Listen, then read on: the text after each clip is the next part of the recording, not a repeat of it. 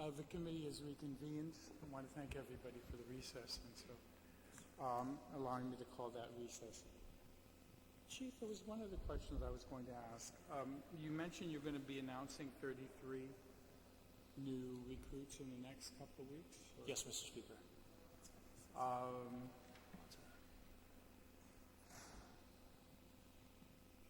I've had a running discussion with all your predecessors. How many of those 33 have completed the Balea or the training program at GCC? The 33 or are you even considering any of them? Yes. Mr. Speaker, the 33 that I referenced, those are future candidates we're looking to hire. Now, I will tell you, Mr. Speaker, that I've had conversations at length with President Dr. Mary Okada regarding this issue. And one of the things that we're looking at as we re-announce we are working with Department of Administration to put out another announcement to establish a list that we're looking at a selective factor. And the selective factor includes having a Balea certificate and or a criminal justice certificate of some sort from an accredited institution. So to answer your question up front, we are hoping that with this selective factor, we can pull from the pool in the community of those that have gone through the basic law enforcement academy at the Guam Community College or anywhere throughout the nation that is post-certified. So we're looking at that at this point.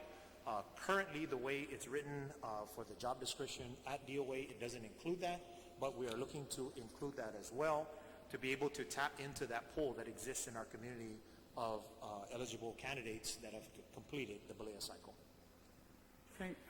That's very heartening to you, because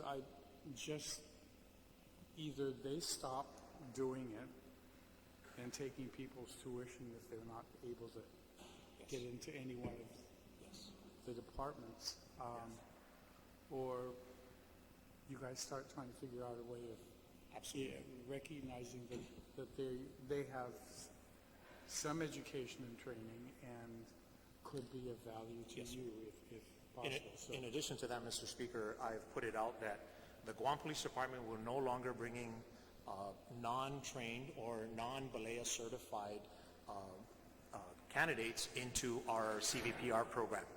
Because our CVPR program per se is not funded except for stipends, because it was problematic in the past to run cycles that are training cycles that are unfunded, I made it a policy in the Guam Police Department that anybody who has a certificate already can submit an application into the CVPR program, and as soon as the application is vetted, they can at least come in and be part of our reserve program with the potential, based on the bill that was introduced by Senator San Augustine, of becoming, depending on how the bill pans out and whether it passes into law, of becoming full-time police officers. But at least we're looking to take advantage of the fact that they have completed a Balea or CJ training or Thank you very much. Thank you. Thank you very much, Mr. Speaker and Chief, and to all of you men and women out there in uniform, both here as well as out there in the force. Thank you very much for your service to our community. I just had a few questions in line with some of the comments that the Speaker provided. First and foremost, we know that when you initially assumed your responsibility, there were significant concerns about overtime. And by virtue of reducing that amount, the anticipated amount, to under $1 million, or approximately $1 million versus the $1.222 million allocated in your budget, certainly is commendable. So I thank you for putting focus on that. But I certainly hope that, in fact, it's not negatively impacting the operations and the requirement of your law enforcement officers, police officers, to close out whatever report that they need to provide. So that was my concern. I mean, you save a penny here, but in the same token, it certainly should not impede the operations in any way, shape, or form.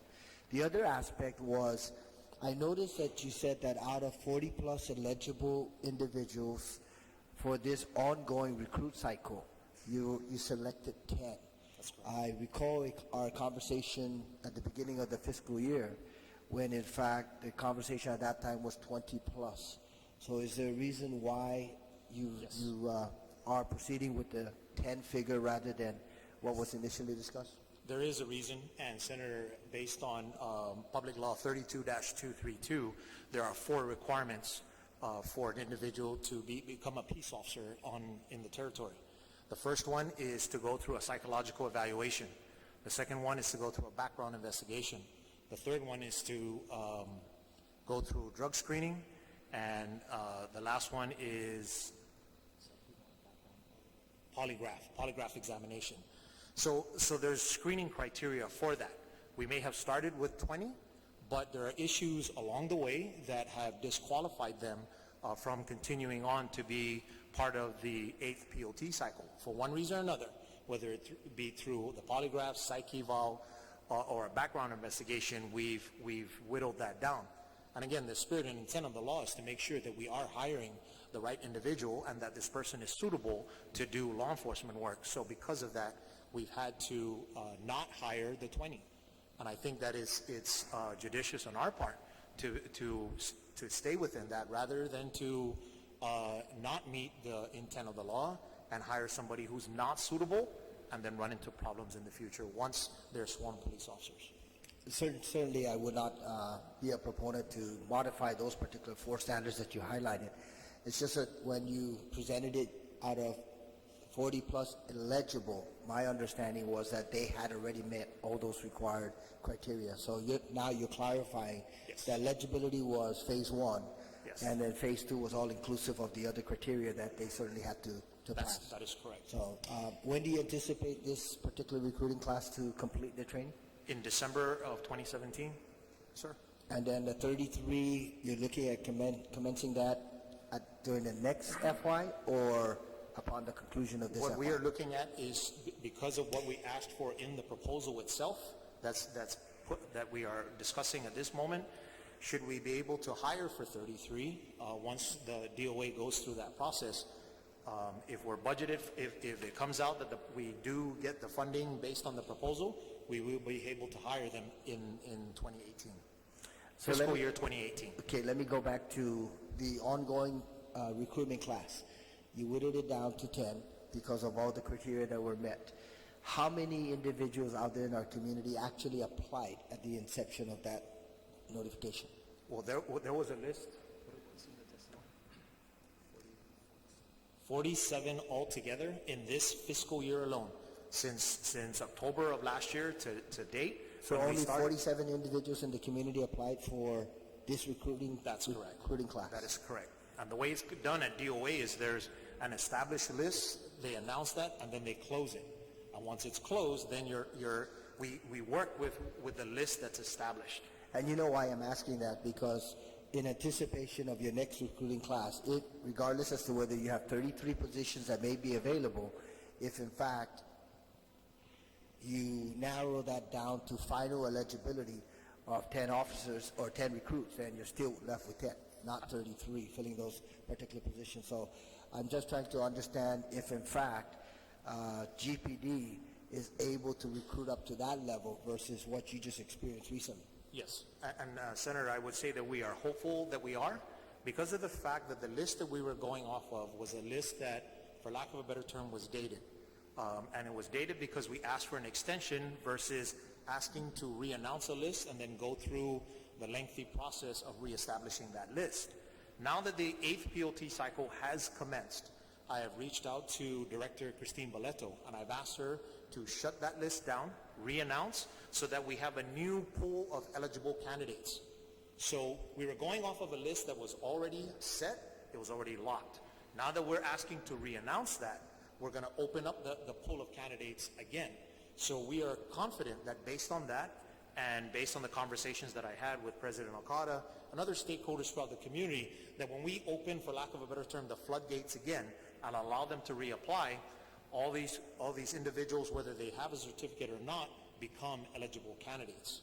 Even more so if we consider the selective factor, then we really focus in our recruiting efforts to those who already have a certificate. So to answer your question directly, Senator, we are hopeful that we will meet this mark of 33 candidates to go into the 9th POT cycle, and with the budget proposal that we're asking for, should we get it, we're confident that it would be able to cover their salaries and benefits. So let me switch gears to another topic, and I'll close out with this. The OVIS funds. I noticed that you, in the last fiscal year, you were able to acquire several vehicles, and then you're allocating approximately $199,000 towards maintenance and repair of police vehicles. Yes, sir. What is your anticipation for the next fiscal year in using the OVIS funds? Our anticipation this year, based on historical data that we've gathered since the inception of the OVIS funding, is to continue on a regular basis to be able to purchase up to 4 vehicles per fiscal year, based on the cost through the bid. There's a procurement process that we have to go through, and as it was put out to bid, each one of those patrol cruisers cost the Guam Police Department $49,500. That's complete.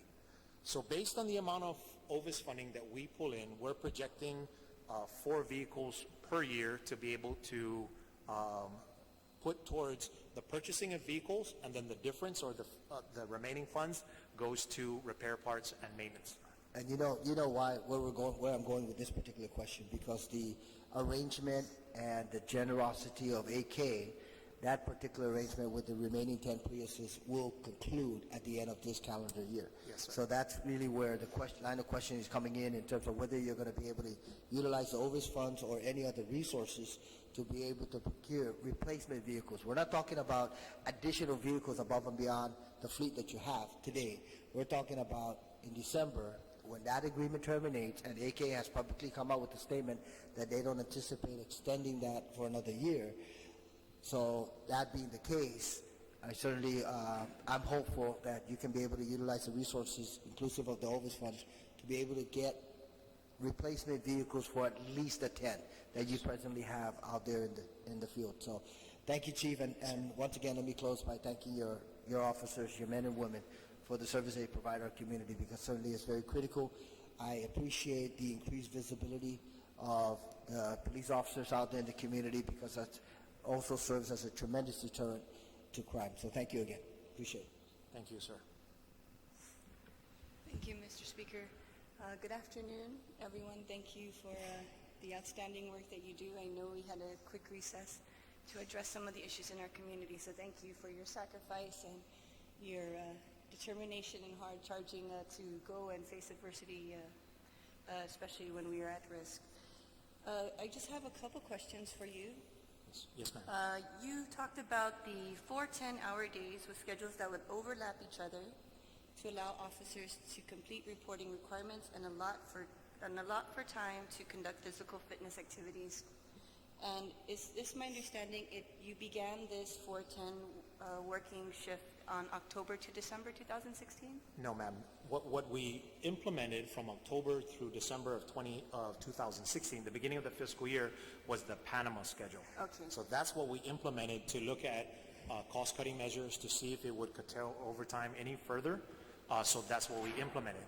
We looked at the 410 schedule because in talking to the force, in theory and concept, it looked like this would be a good work schedule to adopt, because it allows for overlap. And in that overlap is where officers could get caught up with report writing and maybe go out there and do some physical training. As you know, we have the post legislation that requires us to pass a physical fitness test. So we looked at that. Now, before we actually kicked it off and engaged with it, we did some critical thinking, and in doing that, we realized that it would only work if we had a sufficient number of people assigned to each of the precincts, and it would only work if all 4 precincts went on to the 410 schedule. Now, based on the numbers that we have, the personnel constraints that we're working to rectify through recruiting, it did not seem feasible. I mean, in just doing the analysis, we did not see that, and it would be the results in conducting a 410 schedule at only 1 precinct would be skewed because of the fact that it would, in theory again and in concept, require all 4 precincts to shift to that. And in doing our analysis, we realized that it wouldn't provide any bigger of a difference in the savings of overtime, so we decided not to implement the 410. We tried the Panama. It didn't give us any bigger return on dividends. And then in looking at the 410, we saw the same thing, so we never even tested the 410. Is there another avenue that you're going to look at to test? We are looking at other work schedules throughout there, and we're working with other jurisdictions stateside as well. I've been working with the resident agent in charge here of the Bureau of Alcohol, Tobacco, and Firearms.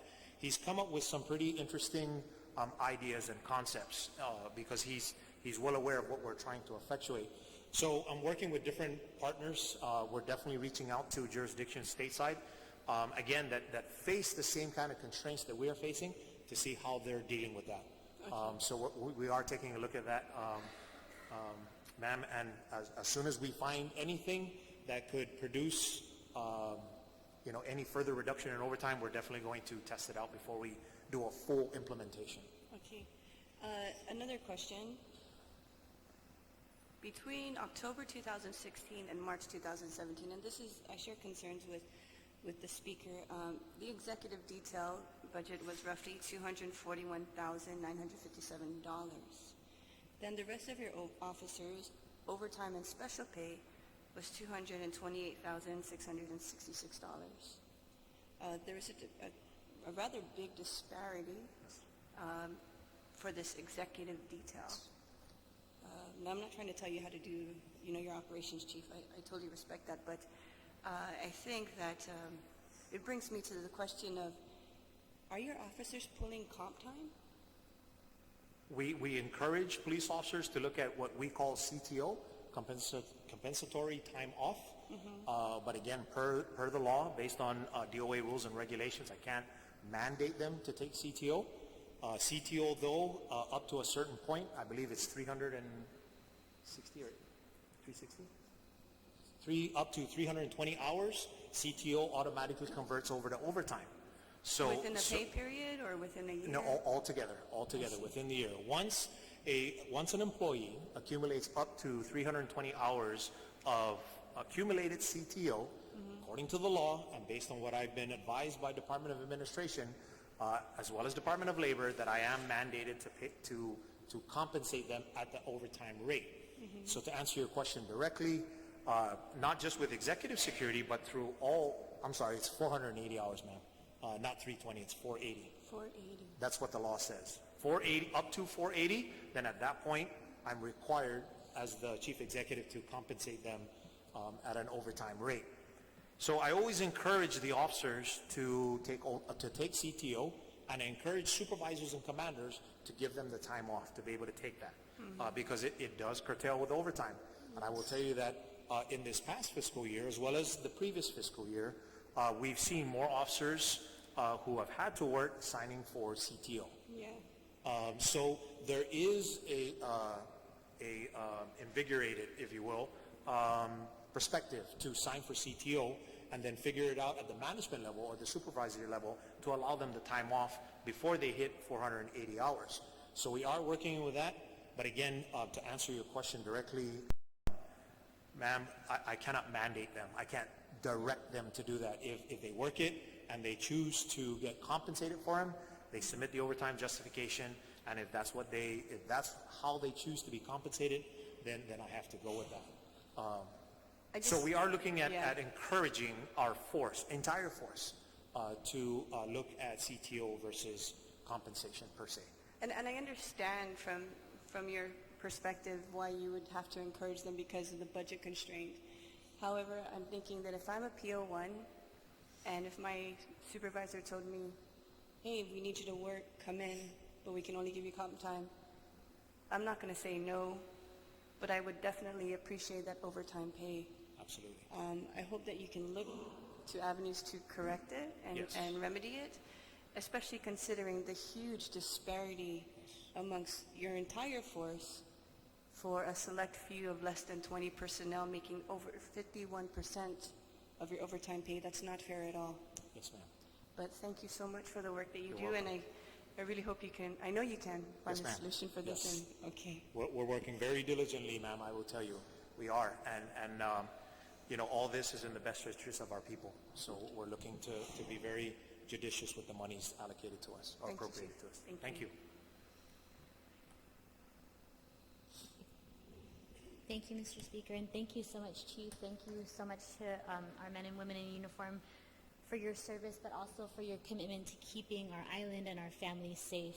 I also had a follow-on question regarding overtime.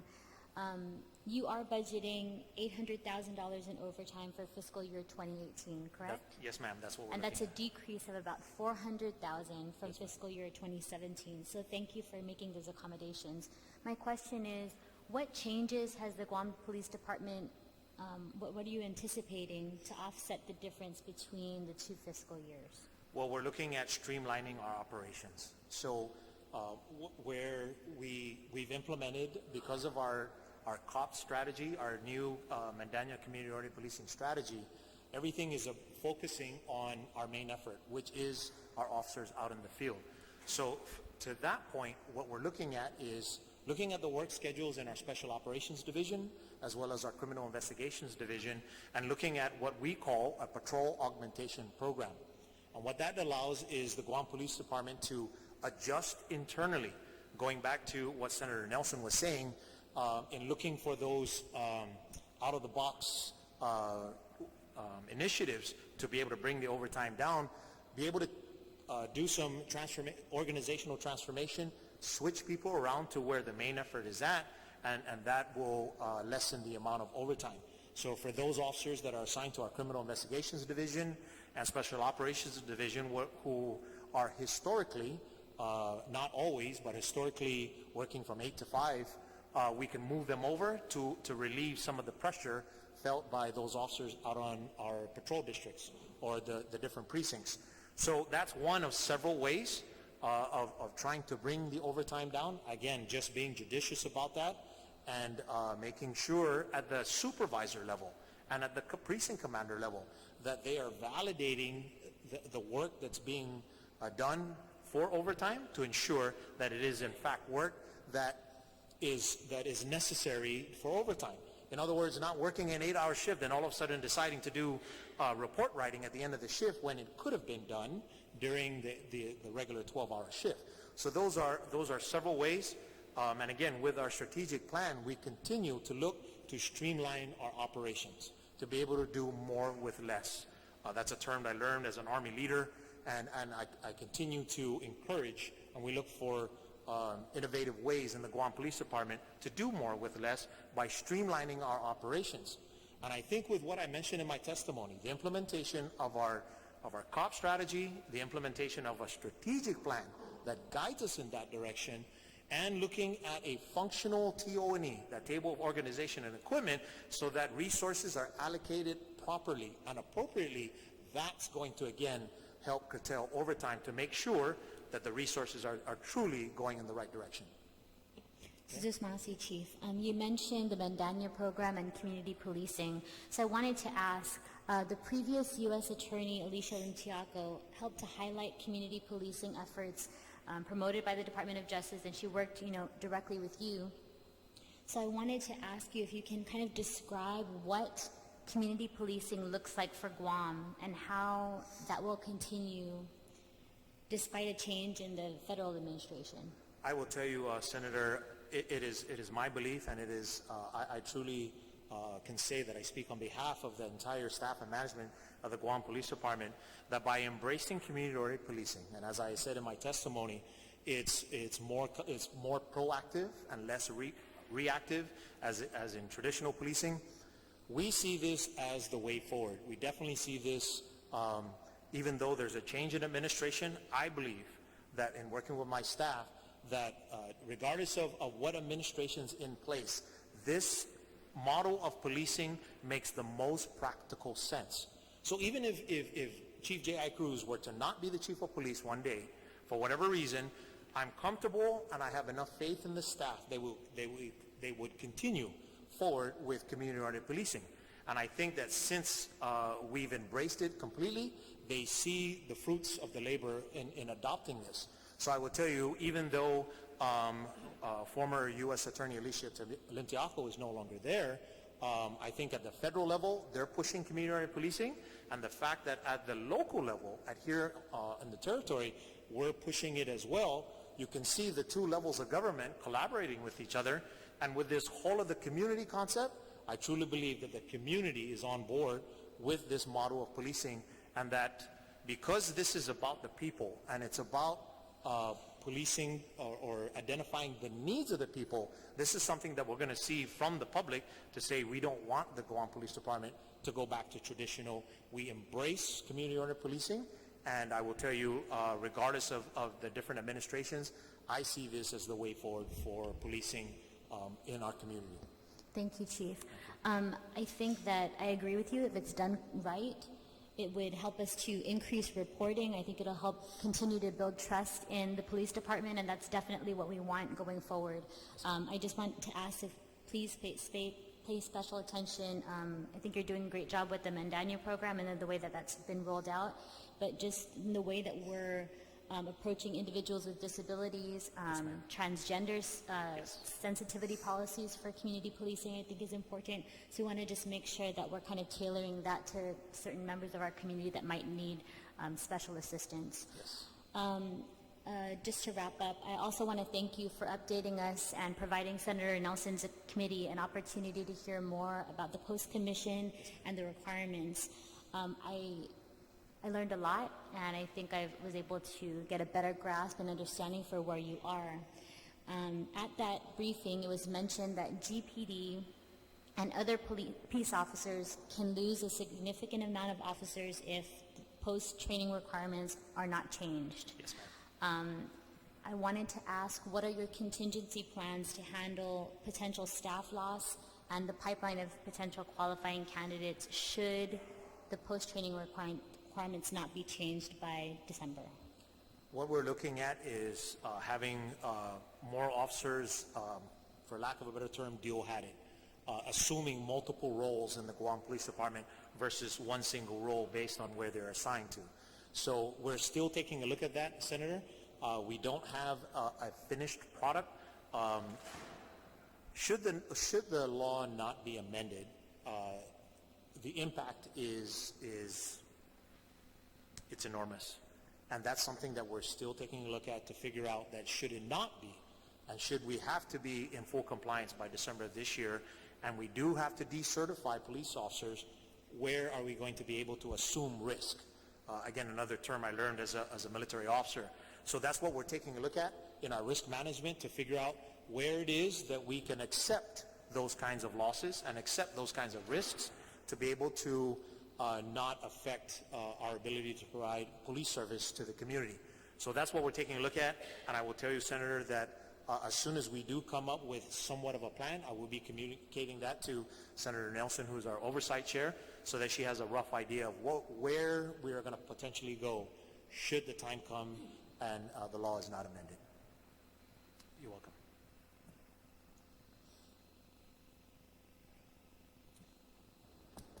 Thank you, Mr. Speaker. Thank you very much, Chief, and all of your team, and all of you present, and of course to all the officers of the police department and the non-uniformed personnel.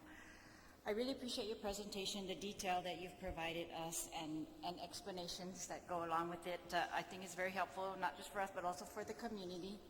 And I appreciate the Mandania program. I think I was professor up at University of Guam in the criminal justice program for several years, and this is very consistent with what criminal justice nowadays is calling for, right? All the theories lead to this, that the more you can work with the neighborhood to get them to trust you and to be proactive, that is the way forward. I agree with you, so I want to thank you for it seems to be successful so far, so I appreciate that. And of course, I appreciate the past efforts. I know there were other chiefs that tried perhaps smaller parts to do this, and so this is a good way to tie that all back in again, and I appreciate that. I want to ask you some detailed questions from your presentation, if that's okay. First of all, there is under your total operations, the miscellaneous category, there's an amount of $1,366,744 requested. And it looks like it might be under the recreational boating safety program. Is that correct? Could you just tell us what that is for?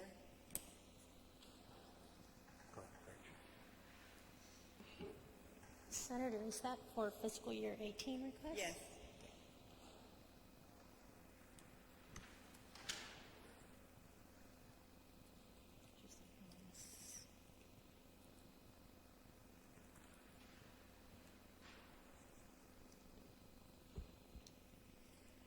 On the page I'm looking at, it says Program Recreational Boating Safety, and then it's under Operations. It's a miscellaneous category.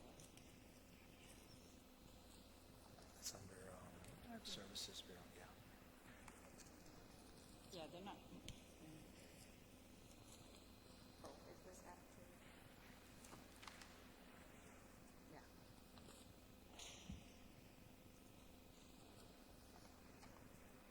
It looks like it was also funded last year in the amount of $1,129,986.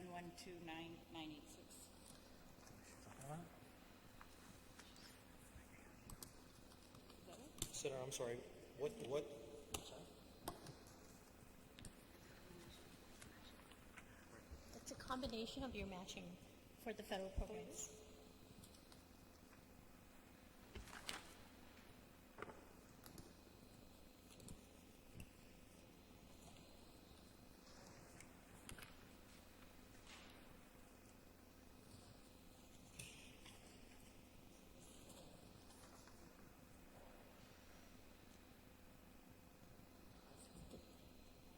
Senator, it's a combination of the general fund matching and the federal grants.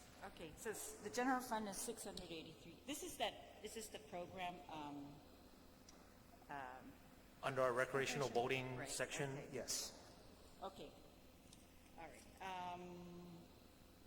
I just wanted to confirm, what that Yes, was. ma'am. And then also,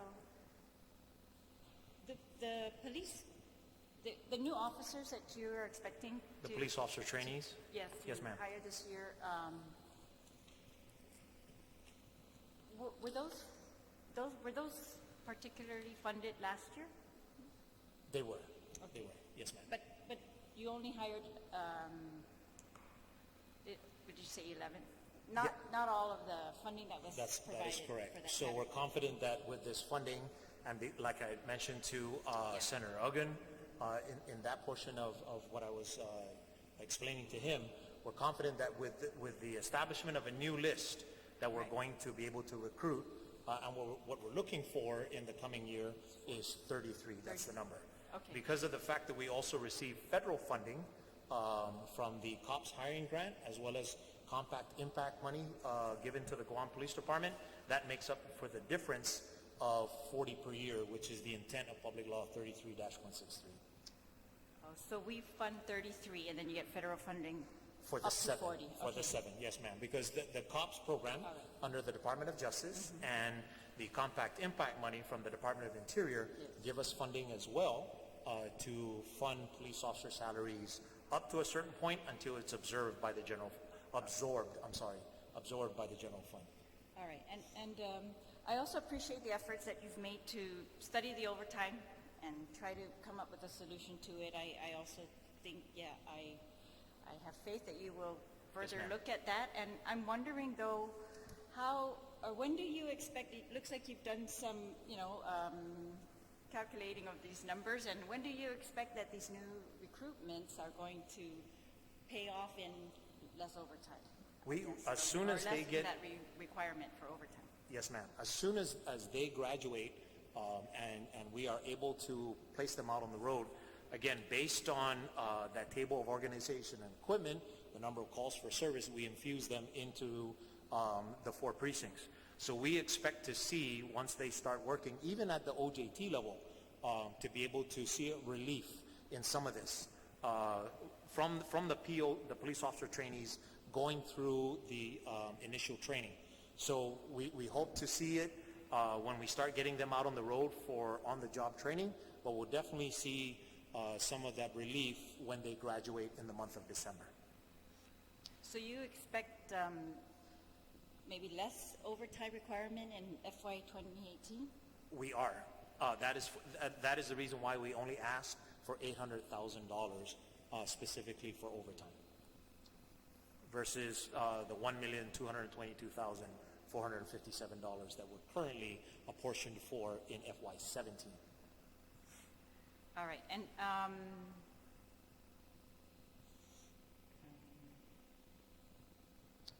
when you capped the overtime in the different you capped overtime in different areas. Operations, investigations, and Yes, ma'am. services. Yes, ma'am. Yeah, which one of these includes the executive detail that's been the topic? That falls under Operations Bureau. All right. Yes, ma'am. Is it possible to sub-cap that part of the operations overtime budget? It is possible, ma'am, we will definitely take a look at that. But the reason why we've done it that way is so that I can hold a particular bureau chief accountable for exactly what happens. Yeah. So that I'm not going down to a police officer and questioning him or her on the expenditure of overtime. Again, a leadership principle that I've learned being an Army leader is that you hold the chain of command accountable for the actions or inactions of the individual subordinate. So it's for that reason that I've put them under the Operations Bureau, so that should there be issues or questions or any concerns about overtime, I can bring in that Operations Bureau chief, and he and I can have those very hard discussions about what's going on.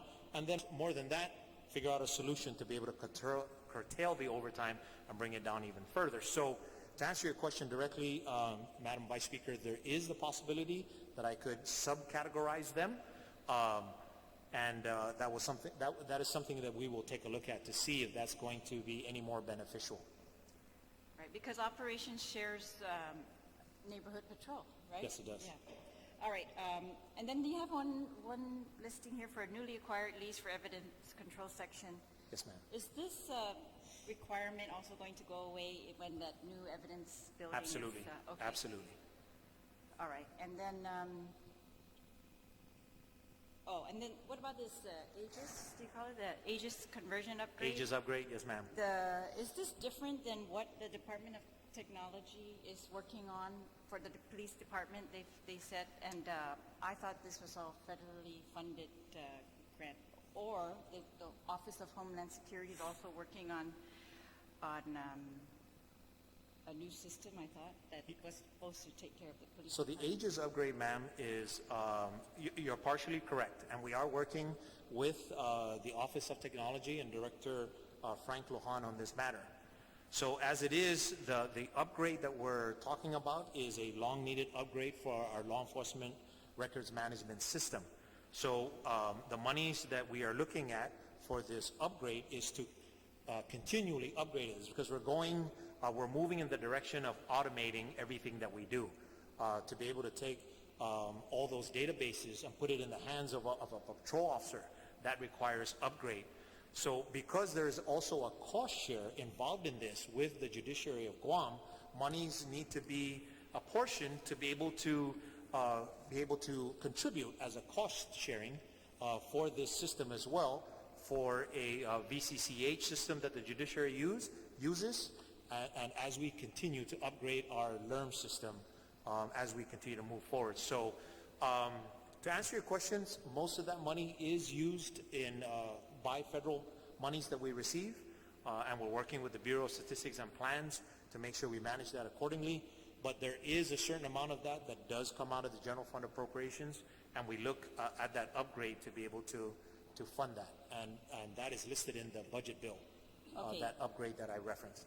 All right, so this is maybe the same or overlaps with, in the last budget bill, they had a particular item for the CJIS integration report, and to Yes. put your share in with. Yes. Okay, so these are the same. That All right. accounts for that as well. All right. Yes, in the current budget bill, Okay, 2234. all right, the word ages was not in here, so I just wanted to Yes, make ma'am. sure whether Yes, those were the same or different. Okay, thank you. And what about, I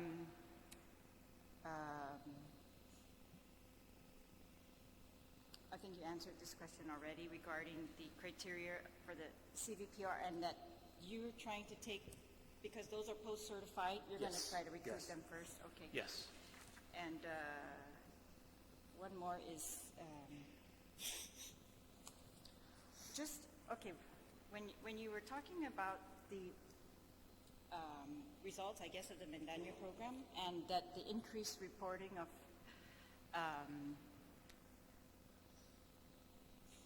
violent crimes, Yes. right? Yeah, that's very disturbing.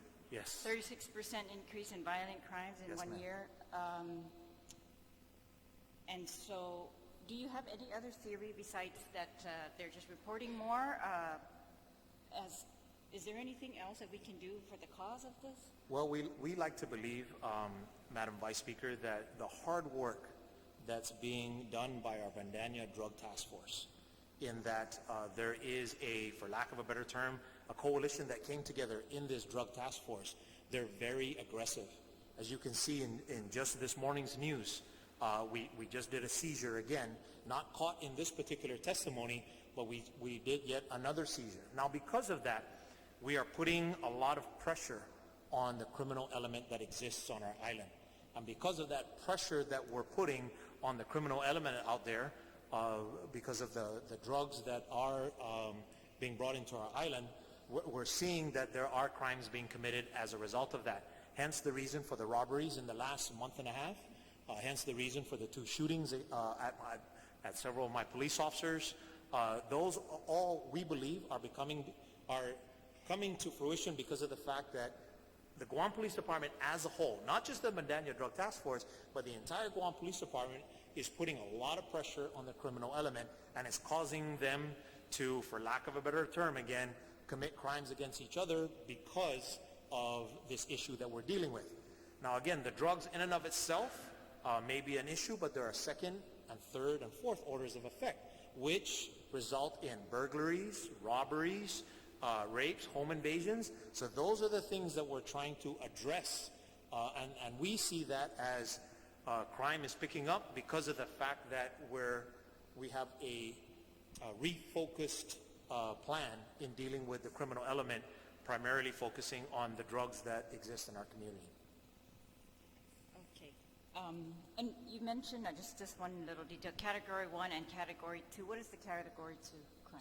So the way the Federal Bureau of Investigations categorizes crime, Category 1 is, like I said, homicide, rape, robbery, and aggravated assault. All other crimes listed in the UCR, I believe there are 34 or 37 other crimes. That's not to say that other classifications of crime don't exist, but at the federal government level and through the eyes of the Federal Bureau of Investigation, there are a total of 34 or 37 others. So they break it down. Category 1 are those 4. The remaining amount are Category 2 crimes. So the focus of our presentation, without making the testimony too long, is to focus on Category 1, which are the Right. violent crimes.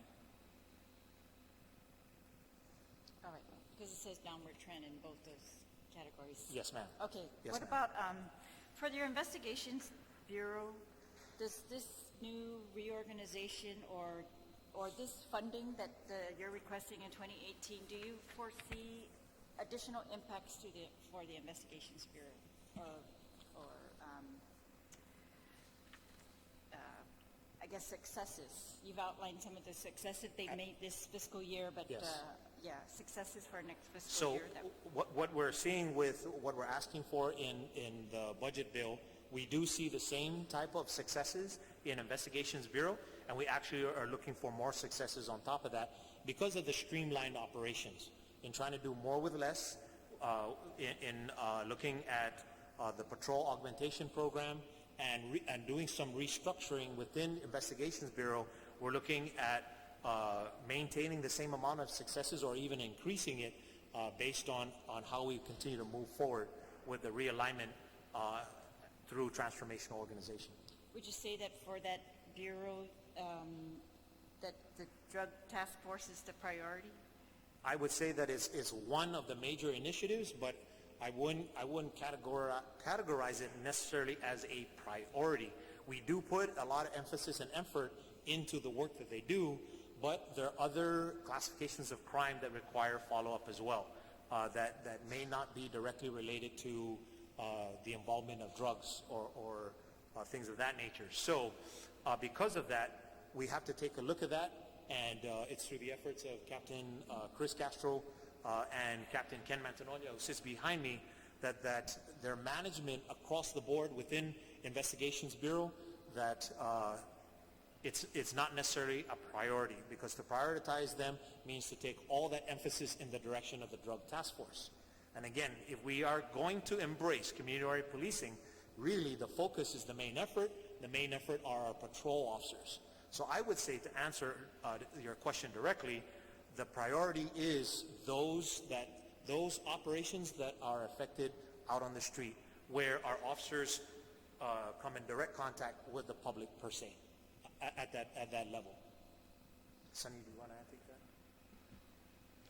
Just based on our numbers, Criminal Investigations Division has executed close to 100 arrests based on crimes against property and persons. And the Manzanilla Drug Task Force, within the last 2 weeks, has confiscated over 400 grams of crystal meth, over $200,000 of cash, just within the last 2 weeks, to include 10 stolen firearms.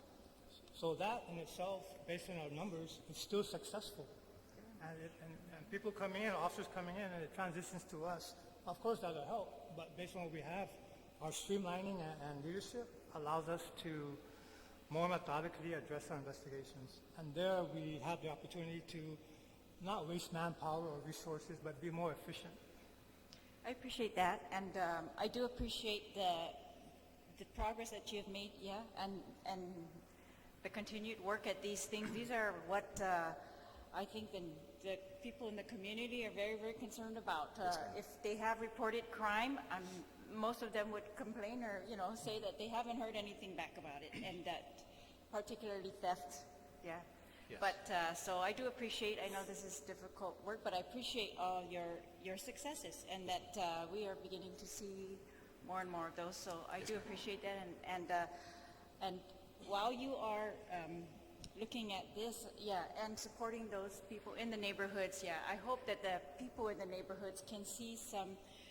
I live in Jodian, and there was a time when we had a break-in in almost every single house, so it's like we couldn't even stop it, despite knowing about it, and things like that. So I hope that they really produce results for the people living in the neighborhoods. And I think I have just one more.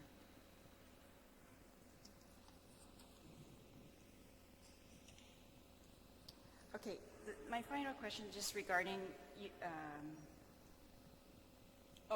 two more questions. One is the non-uniform. You say you want to grow the department through recruitment of uniform and non-uniform, and what positions in the non-uniform are you trying to grow? And we're going to talk to the recruitment changes.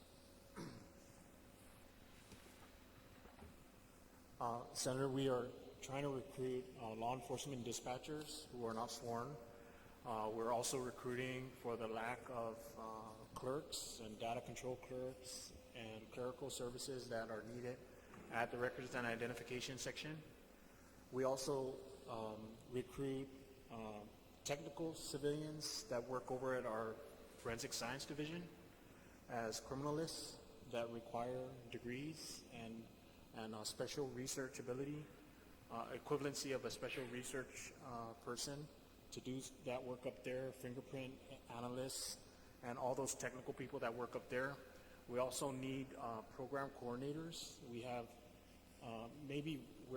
we administer one grant, but we total about 26 sub-grants from all the other agencies in government that we have to manage, and we only have one program coordinator 4 and one program coordinator 1.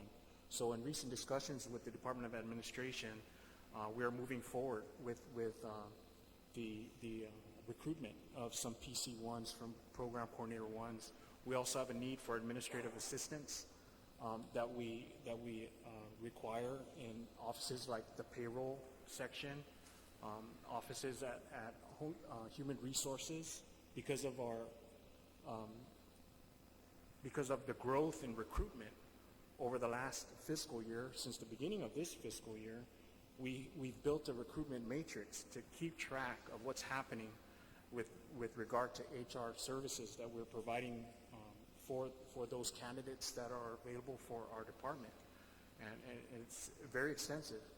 So we're currently looking at the recruitment almost in the next couple of weeks of a criminalist one that has just gone through a background investigation, which is required by all employees of our department, whether you're a civilian or sworn officer. So those things are happening with the list that exists in government or at the Department of Administration, or the request to create a list or announce for the creation of a list of eligibility for these different positions. So those are some of the few civilian support personnel that we require in order to keep operations running, because they definitely work for us. They work very diligently with us, and they work very hard. So we currently have 54 in the department right now, but the long-term objective by 2021 is to try to acquire at least 100 civilian support personnel, inclusive of the requirements that are needed by about 464 officers that we also look in 2021 to try to recruit. That's the target. Those are the target numbers. So the more officers, the more support is needed, especially with our main effort. So all civilian support personnel kind of understand what their role is in contributing to the main effort. Thank you. And then my final question, Chief, is Yes, ma'am. just, there's an attachment to the budget request that outlines prior year obligations. Yes, ma'am. And these are quite significant. Is there a reason why they're not taken care of by now? I mean, these are going to carry into FY 2018? Yes, Or ma'am. yes. We have not been able to address this because of the fact that, again, when we work with BBMR, when we work with DOA in trying to pay these out, when the prior obligations were addressed through laws, through bills that were passed into law, they didn't come with a funding source. So that was the implied to that was to find it within the current budget. The current budget that we're dealing with, the Public Law 33185, doesn't allocate for that. So we are looking at it. We are addressing it with BBMR to find any monies that are available to be able to take care of at least some of the prior obligations that we have, if not all. So we continue to work with DOA, but the biggest reason why we have not been able to address that is because of the fact that, number one, when the law was passed to deal with those prior obligations, there was no dedicated funding source to it, and the implication was we had to find it from within the current Budget Act. And as we look at the monies, and we're trying to save some of that money, we're looking at trying to be able to pay some of that out with the monies that we are saving based on what was appropriated to us. So we are identifying it, Madam Vice Speaker, and we're taking a look at it at this point. Again, I'm working very diligently, very closely with BBMR, who manages the cash flow in the government. And as the Speaker had mentioned, we're facing some times that allows us to, that forces us to prioritize monies in the government. So we are looking at that, not to say that these prior obligations are not a priority. That is not what I'm saying. What I am saying is I'm trying to find monies within the budget to be able to push in that direction to pay for that. Well, thank you, Chief. It is very concerning because it lists retirement, GPD employees are owed, law enforcement officers compensation. Most of it is for the employees or retired employees, and the smallest portion is $10,000 for vendors, but it's $1,827,000 total owed to, looks like, employees for compensation or for retirement. Do you, in your efforts then, do you anticipate this number being lower for in August, I guess the end of August, or the end of September, the end of the fiscal year? The numbers for these prior obligations? Yes. Do you anticipate taking care of any of them in FY17 so that this number for FY18 will be lower? Yes, we are looking at that, and we're looking at, again, as a matter of prioritizing, be able to look at that and realistically look at the numbers that we can afford to pay off. So we are looking at that, and I am hopeful that in working with BBMR, Madam Vice Speaker, that we will be able to reduce that number so that as we go into the FY18 budget season or the fiscal year, that prior obligation is at a lower amount. I appreciate that, and I appreciate if you keep us posted on that. Yes, ma'am. Chief. Thank you very Absolutely. much, and thank you to all of you again. Thank you. You're welcome.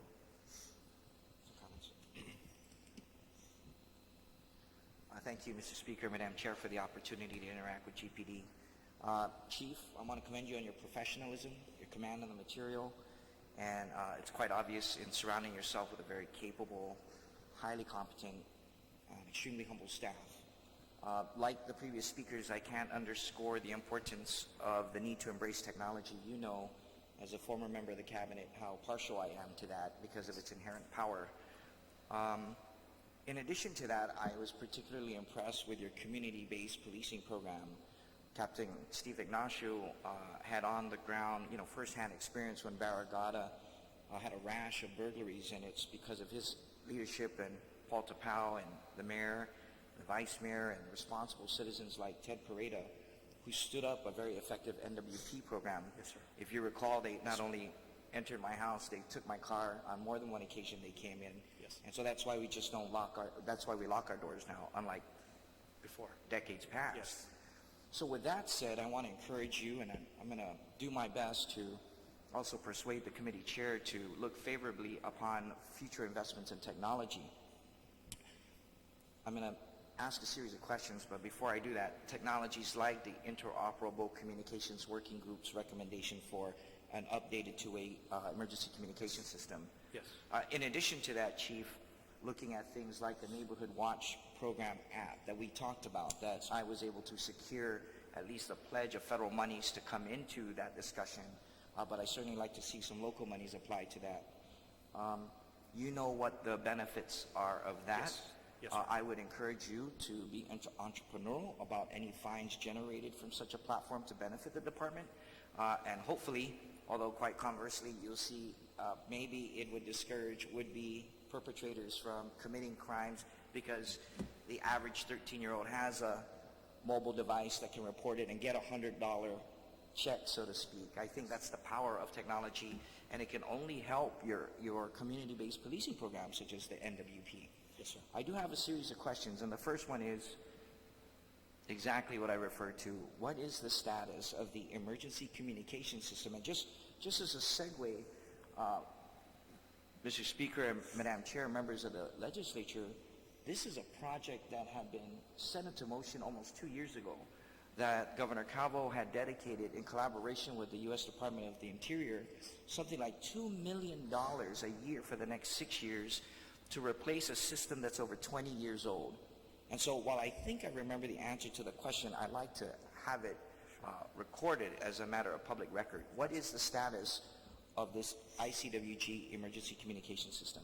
So the status is at this particular point is that as we looked at the process, the RFP, we had conferred with the Office of the Attorney General of Guam, and in reviewing that process, we saw that there were issues. Because there are procurement laws that we must follow, we took a look at that and we saw that there were potential issues that we were dealing with. So we issued a notice of cancellation to all to the vendors who had submitted proposals to be able to do the assessment up front. So for the sake of the community, or the committee here, what had happened prior to me becoming the chief of police was that a request, an RFP went out to contract for a particular vendor to come in and do an assessment of the system that we have now.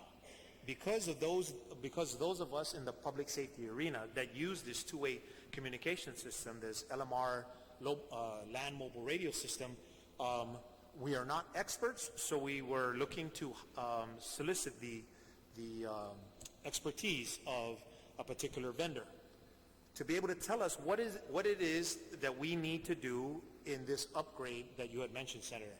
And just so everybody knows, it's $12 million over 5 years of DOI compact impact monies. So in doing that, like you had mentioned, 2 years ago, we looked at that process. We went back to the Attorney General's office as we were getting ready to kick this off, and they had indicated that there were issues. So we issued a notice of cancellation, and we went back, and we're going through the checklist to ensure that we are in compliance with the procurement law. So that's where we're at this particular point, in that we're getting ready to push through with the RFP. The checklist has been completed. I'm working with Attorney Dave Rivera, who is my assigned staff attorney to work with the Guam Police Department. He's taking a look at that, and we're getting ready to move forward with announcing again the bid proposal, so that potential vendors can come and bid, so that they can give us this assessment as we continue to move forward. Thank you. And just Senator San Agustin, as a former GPD official, you know, he can probably appreciate this better than I, but the implications, Mr. Speaker, of this system not being in place could be, as an example, should one of the towers be knocked out, you couldn't just pick up the phone and have somebody FedEx a part. They don't produce these parts anymore. And that's the implication in terms of Homeland Security. Yes, sir. In addition to that, it's worth noting for the record that the current system has blackout areas, particularly in the Pagat area for missing person search and other types of emergency alerts. And hopefully with the new system that comes into play, we can mitigate that. Yes, sir. My second question, Chief, would be, what are your plans, and if no plans, what are your thoughts relative to an NWP mobile application as an example? Well, that's a very interesting question, because just yesterday I met with a group of individuals, potential vendors, who are looking at a certain prototype.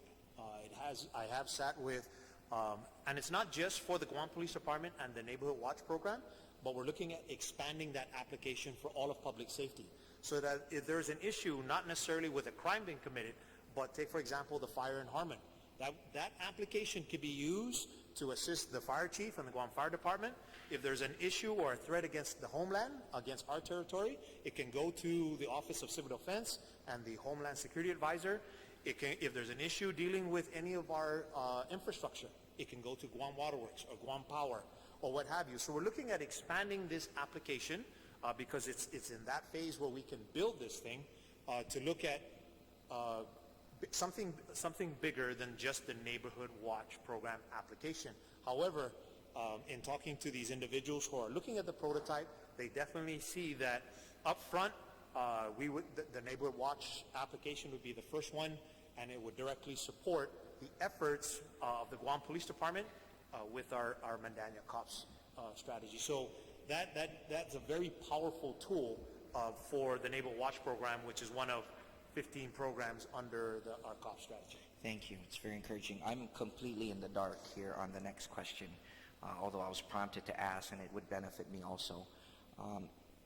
Is there a police officer reserve program that is in place and or active? And you can switch the words around. And if not, what do you plan to do to revive that? And do you see that as a possible mechanism to alleviate overtime? So we've always had a police reserve program, even dating back to even the days before I joined the Guam Police Department back in 1993. I'd have to do some research to tell you how far the reserve program goes back, but I will tell you it goes back several decades at the minimum. Our police reserve program has roughly 120 civilian volunteer police reserves assigned to it. Now we're working with that with those individuals. I will tell you that up front, there's approximately 50 of them that are very active, and they come in on a regular basis. And once they meet their 42-hour threshold, we compensate them with that monthly stipend. So the reserve program, and I've always said it, and I will continue to say it, the reserve program is a force multiplier. And what I mean by that is they augment our full-time force. They would bring the overtime down because of the fact that I have extra boots on the ground, if you will.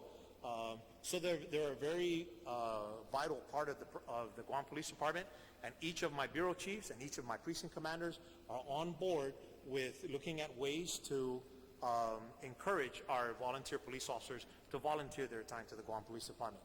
The only thing we've changed with regards to the CVPR program is we no longer conduct training cycles for the reserve program. As you know, in the beginning of my tenure as the chief of police, we ran into some very problematic issues with the type of training that's being done. Because CVPRs are held to the very same standard that any of these officers are being held to, the requirement for training as well as the requirement for eligibility, the polygraph, the background, the psych eval, and the drug test all apply because of Public Law 32-232. So because of that, we're having to go back and make sure.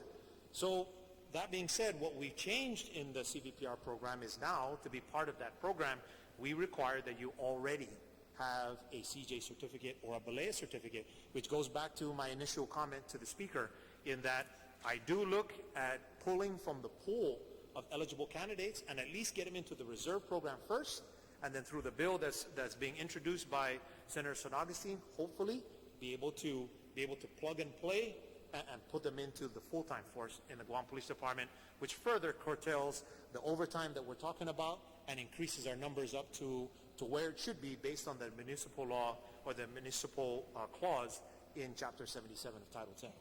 Thank you.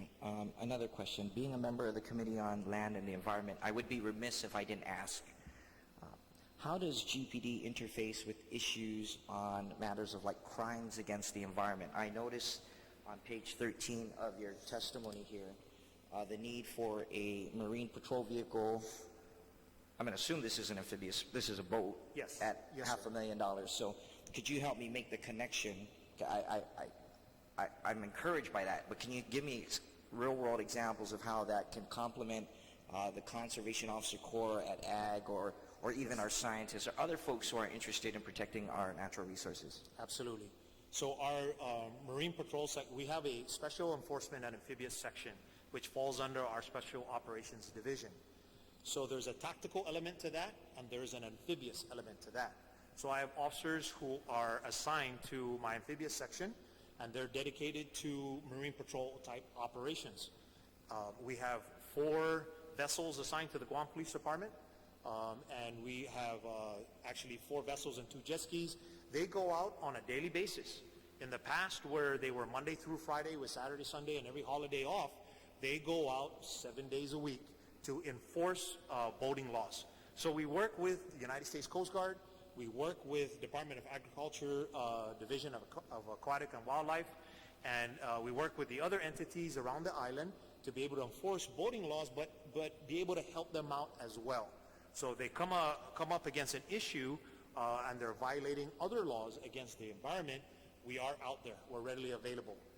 We also assist the Guam Fire Department with rescue operations because that's primarily one of their functions, but we do get called out on a regular basis to lend a hand with that. And it is because of that through the federal funding from the Recreational Boating Safety Grant that we're continuing to purchase vessels that will increase the safety of our officers as they're out on the waterways. My last question. You can always take this discussion offline, Chief, but I'm curious, Mr. Speaker. This is my naivete as a freshman senator.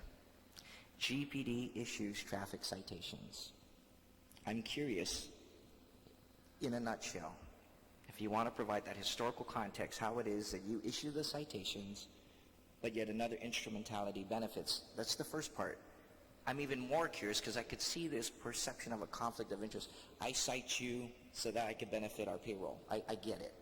But what I don't understand is in the case of non-human interface citation systems like an electronic ticketing system, any thoughts, Chief, relative to that line of inquiry? Well, I will tell you, with regards to citations, you're absolutely right. A predominance of the citations that the officers of the Guam Police Department write do go to another branch of government. The only thing that comes back to the Guam Police Department is a portion of citations written to accessible parking and littering. So there are portions that go back to our reserve program for that. Other than that, we do collaborate with the Judiciary of Guam through the Judicial Building Fund. Now, one would argue that with the citations that we write, the monies apportioned by the judiciary through the JBF, the Judicial Building Fund, come to the Guam Police Department. So there are monies indirectly that do come back. But we are looking at working with them. I know that the Speaker had mentioned that during the last budget season, to work with the judiciary to look at innovative ways to be able to leverage some of that. But then again, you know, we always come up against the argument of a conflict of interest. Now, with regards to the electronic ticket, we do have e-citation, where it's automatically done so that when an officer writes a citation through this process, it automatically shoots over to the judiciary. But that's just a mechanism of processing a hard copy citation. The management of the monies from the issuance of that citation definitely goes to another branch of government.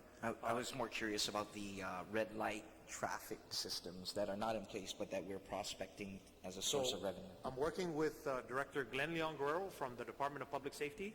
The Office of Highway Safety, that would be something that would falls under their purview. And there have been some discussions as to where the monies would come from.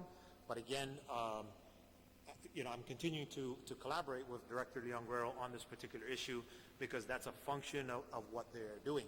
Understanding that running a red light is a violation of Title 16 and historically or traditionally that's a function of the Guam Police Department or any peace officer on duty to issue that citation. The issuance of that citation is something between DPW and the system that they have in place with the judiciary of Guam. And I'd like to request, Mr. Speaker, actually through my chair, you referenced the strategic plan, and I saw it up on your PowerPoint, and I commend you for linking your priorities with planning and budgeting. Could I get a copy of that, if you don't mind? Absolutely. Thank you, sir. Yes, That's it. Thank you, Mr. Speaker. Good afternoon, Chief. Good afternoon, sir. You know, I've met with your folks and yourself, Chief, on many occasions. I have just a few questions. Yes, sir. Attorney, you have an attorney employed by the Guam Police Department? I do not, Senator. I have an attorney assigned to me from the Office of the Attorney General. But not dedicated and committed to the police department, correct? That is correct. Okay, because as you know, I'm a former police officer. We have to deal with the courts and attorneys on many occasions. I know that all the officers here would vouch for that. Number one, every time you need an attorney, they come up with every reason why they're not available until it becomes critical or they may impact their reputation. So how much would that cost? What is the cost factor we're looking at if you were to hire one? Senator, I don't have an exact amount for you. I'm not sure that we've done that kind of analysis up front, and it's primarily because of the fact that the law was changed so that Chapter 77 repealed that portion of Chapter 77, which is our Enabling Act.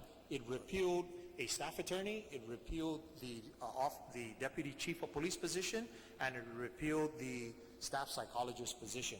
So because the law, the current statute in Chapter 77 of Title 10 repealed that, it would take legislation to bring it back if that were the case. But to answer your question directly, we have not looked into that because of that. It's for that reason that we haven't looked into it, because of the fact that it was repealed by a previous legislature. Okay, because I was going to follow up with even the psychologists. And the reason why I would ask about the psychologists is because for Senator Nelson and myself, being veterans and being in the military, that's a requirement in service. Yes, sir. I know that on many occasions, some of the officers would have, you know, some incidents that would happen that they would need a psychologist. Yes, sir. It may be a shooting or even a family problem. Yes, sir. And I have to admit that when I was in the police force, that was one of the major things. It's not really the shooting, it's more the trying to convince your family that what you're doing is right for the people of Guam. Yes, sir. So, well, that's something, and if possible, if you could actually have your staff take a look at it and find out what it would cost, because that was something that would be very, a serious concern in your budget. Yes, sir. The other area I wanted to talk about was access to federal GSA, because I know that when you procure all your equipment, which, you know, the police department is almost in the same situation as the fire department. Yes, sir. You don't have access to federal GSA where you can actually get a bigger bang for your dollar. If I'm correct, I think the police department is very different from the commercial port and the airport because they're autonomous. They can have a lot of money. Yes, sir. And you folks don't. So I would be concerned that I met with your folks, and I would ask you to actually submit a request, maybe to the speaker and myself, so that and the chair of your agency, Senator Talina Nelson, that you get access to federal GSA. Yes, sir. Because I know you have vehicles out there, they have to be outfitted out here in the market, and it just doesn't make sense. I noticed that you don't have paddy wagons, and I honestly believe that if you had a bunch of paddy wagons out there, when you find police individuals you need to arrest, let the paddy wagon pick them up. Yes, sir. Keep that patrol on the street so they don't have a downed vehicle. Yes, sir. Also in the area of federal GSA, gosh, you got a bunch of equipment, Chief. Yes, sir, and as you know, because of the way our procurement laws are written, it requires us to go local first. It's for that reason that we have not looked at the federal GSA process per se, because of the fact that through the procurement laws, as I understand it, and I'll definitely sit with my staff and go back and take a look at it again, but we are mandated through those provisions to be able to invest in the local economy first versus the federal government. So it is for that reason that we get challenged in trying to procure new vehicles through the federal GSA system. There was a time when we did that, and then the law got amended, and the procurement policies and procedures changed. But I do hear you, Senator, and this is something we'll take a look at. I'll sit with my staff and we'll put together a document before the committee to take a look at to the possibility and the number of cost savings that this could have should we decide to go down this road. Yes, sir. Thank you. On the area of the CVPR, the police reserve. Yes, sir. I know for a fact, and you're right, the police reserve's been in existence. I was in the police department in 77. And it existed before I even got in. Yes, sir. So if you got in 93, you know it was there long before you. Yes, sir. And I know for a fact that they've been ignored. And I'm almost sure right now your police reserves are actually competing on deciding should they go to the police department or should they go to the marshal? Yes, sir. Or should they go to another reserve unit that they can get more money? Yes, sir. And that's why I introduced that Bill 33. But what are you currently paying? What is the budget? What are you paying today for the police reserve? Because you know you have about 63 or 90 or 100, but you really only have about 30 some active.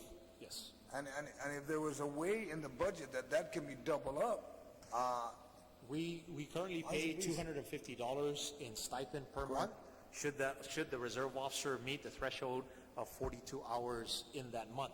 Correct. To be active, it's a requirement of 20 hours, but to receive the stipend is 42, and we pay out through the verification of a timesheet $250 per month. I will tell you, Senator, that I think it's a good idea to be able to do that, but we have to take a look at the budget again. And, you know, in taking a look at the budget, if we can be able to fit it into the current budget bill, we may be able to broach that subject. well, in the area of funding, I'm concerned that, if I'm correct, I think the police department is still getting the funding from the Guam ID card, right? Processing? No, sir, we don't. You don't? No, sir. Because Revenue and Tax told me you guys are still getting it. Maybe I need to I ask don't them. mean to throw revenue and tax under the bus at this point, or Director Please do. Camacho, but I will tell you that I'm almost confident that we do not receive any monies from the Guam ID card. Okay. Back historically, back in the days, when you were around in the police department, Guam IDs were a function of our records and identification section. Correct. That since has changed through previous directors and previous administrations, and it has been given to the Department of Revenue and Taxation, and they totally absorb any funding that would be needed to be able to support that program. And again, the monies that are paid through fees for that, it is kept by Department of Revenue and Taxation. Okay. Go ahead, Chief? Andrew. I'm sorry, sir. No. Yes, Major. Just a real brief history of that particular fee. We used to assess the fee because we were once the department that was charged with providing Government of Guam ID services. But the Real ID Act that was passed by Congress, I believe sometime in 2008, required, or it was suggested that the Department of Revenue and Taxation, because they already structured an ability to, they have an ability already structured to give out driver's licenses, that kind of meet the standard of the Real ID Act, and of the previous years, there were some issues with actually meeting that act in its entirety.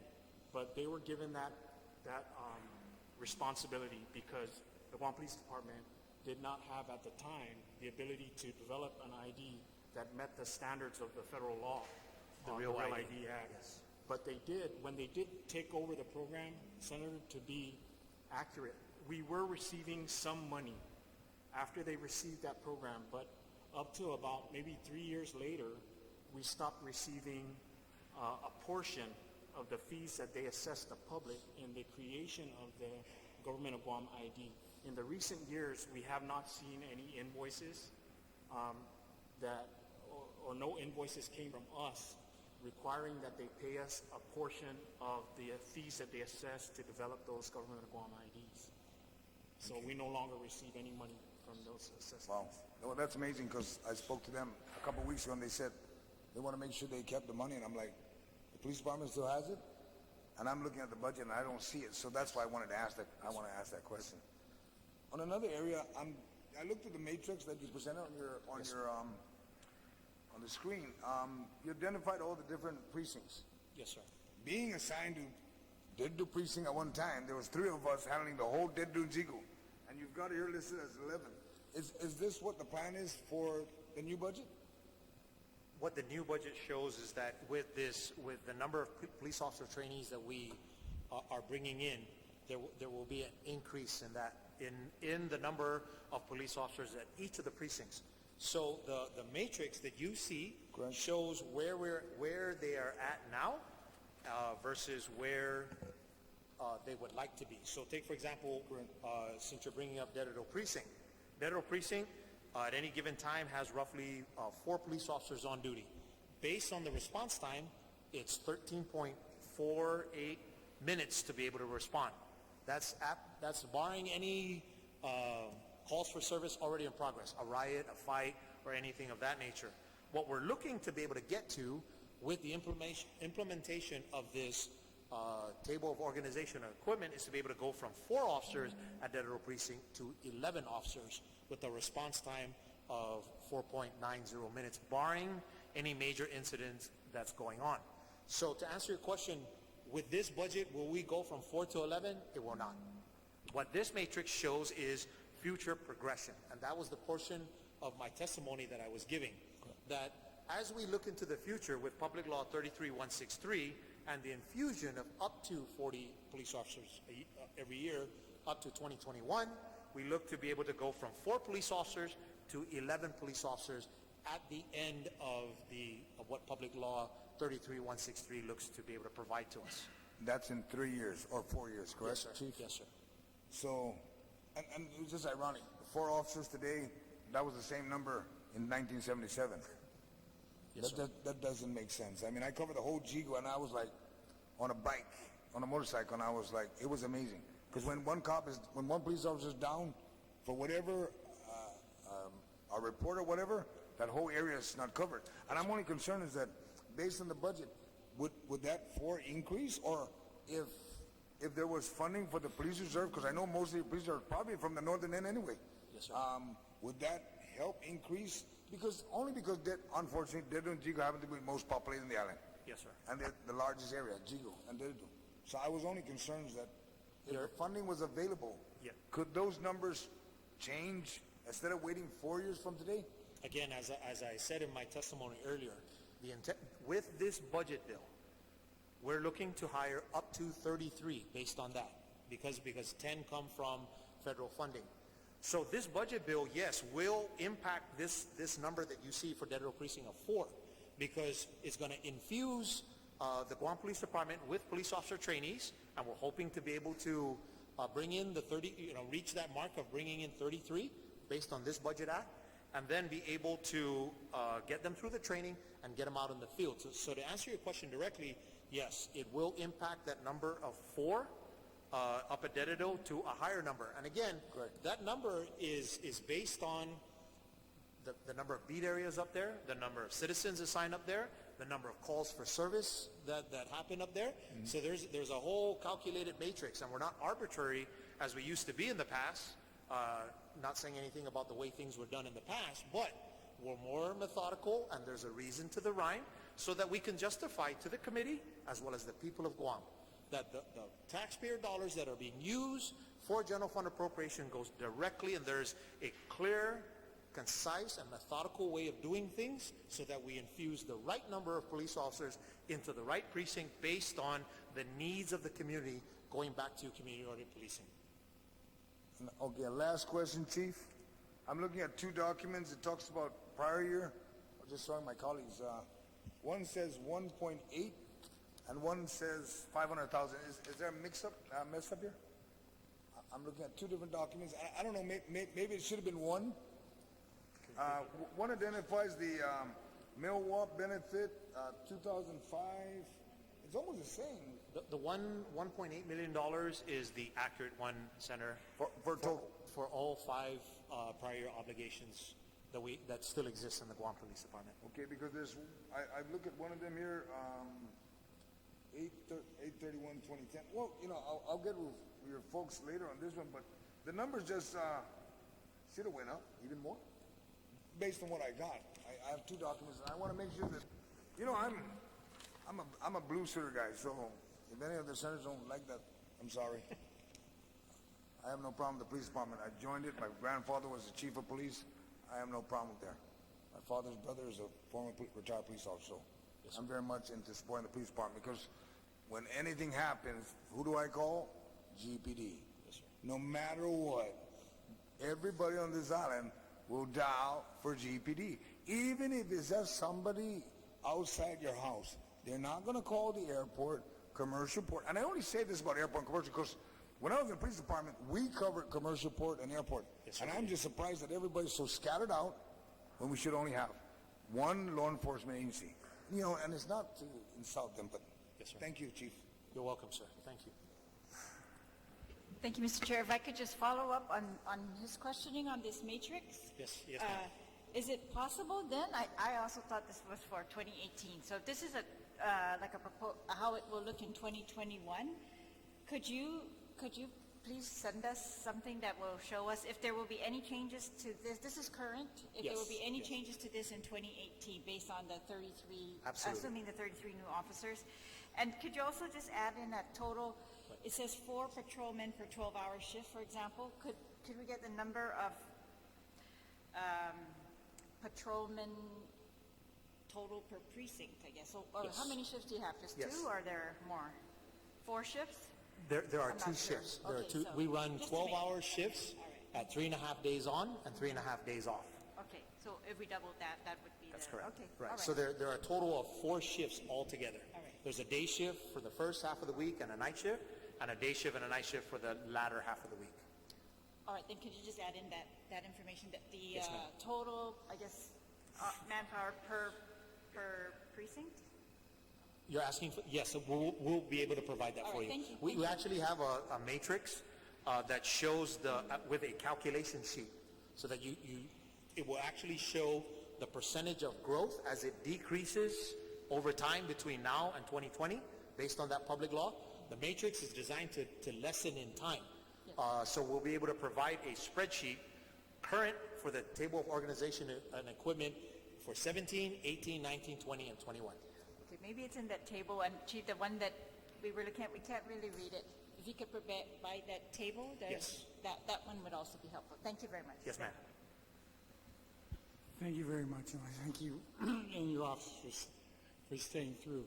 I think everybody's asked, so, yeah, I understand there's a, so I'm going to excuse you, thank all the men in blue and women in the blue for all their services, but just, if we can just be real silent as we break. There's been a woman that's been waiting since 10 o'clock Yes, sir. to testify, and I think you might want to hear what she says. Absolutely. I have no idea what it is, but Yes. we invite the public to testify, so. Sure. Thank you. You're welcome, sir. Thank you very much.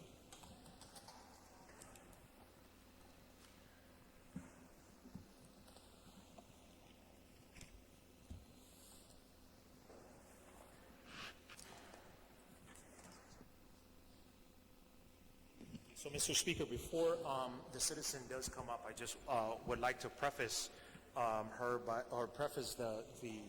testimony by saying that with our strategy of policing, the Medalla Community Policing concept, we engage in neighborhood watch, town hall meetings.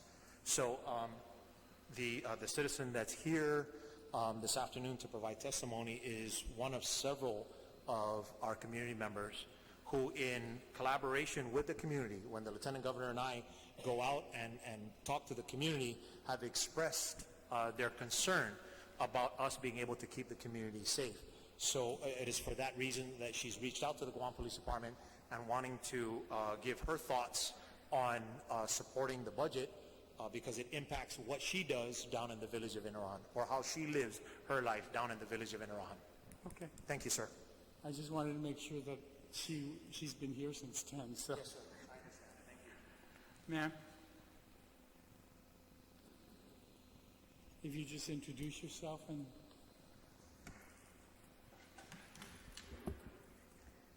Hi, my name is Martha Mejia from Inaran.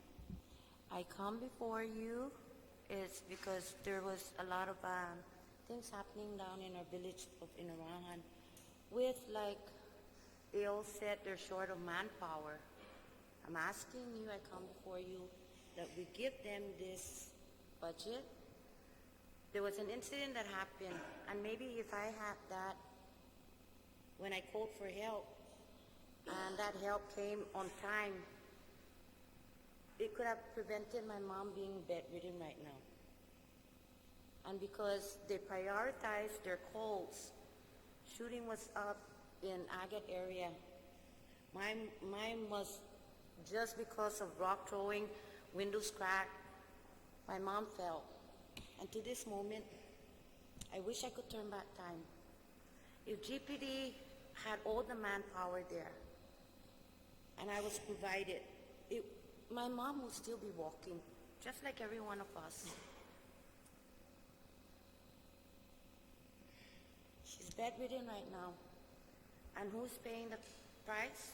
Not my neighbors. GPD was there, provided me the service that I needed. It was too late. I lost my mom for 20 minutes. They had to revive her. Send her to the hospital. She was in intensive care for 3 weeks. Had to be sent to SNU to have her walking mobility and more medication. Down the line, when my mother was discharged, in the year 2015, this was New Year, I had to call GPD again. My mom, like I said, was released 2015, going into New Year 2016. My mom fell again. It was the same thing. GPD responded by prioritizing their call. If I had had help, she wouldn't be bedridden. So I'm asking you now, we need more manpower. We need more police officers out in the street for the safety of our people. Now that drugs are coming in, we do need more manpower. As a concerned citizen in Inaran, I was shocked. We're getting old. These drugs coming in. And like I said, every time I call GPD, they prioritize their call. So I'm reaching out now. I am with the Mandanya group. I'm trying to get to know more in the Crime Stopper, and I'm trying to be active as a citizen. I want to thank you very much for your testimony today, for your patience in staying. I could have moved you in earlier, I'm sorry, but we didn't. But I'm sorry to hear about your mother's condition. We will look at the budget that has been submitted to us by the governor and provide as much money as I we would possibly appreciate can. it. Okay. And I thank you very much, because we do Speaker, we do need more manpower. Like I said, GPD has, I understand that their time away from the family as well. They put 16 hours a shift. I sometimes get, when I call GPD, I'm very mean. I would be hysterical because I'm not getting the help there. That, like I said, they have to prioritize their calls. Okay. So my mom is bedridden now. If we have more manpower, and maybe our street will be more safe. Well, you're probably the best testimony that's been given today.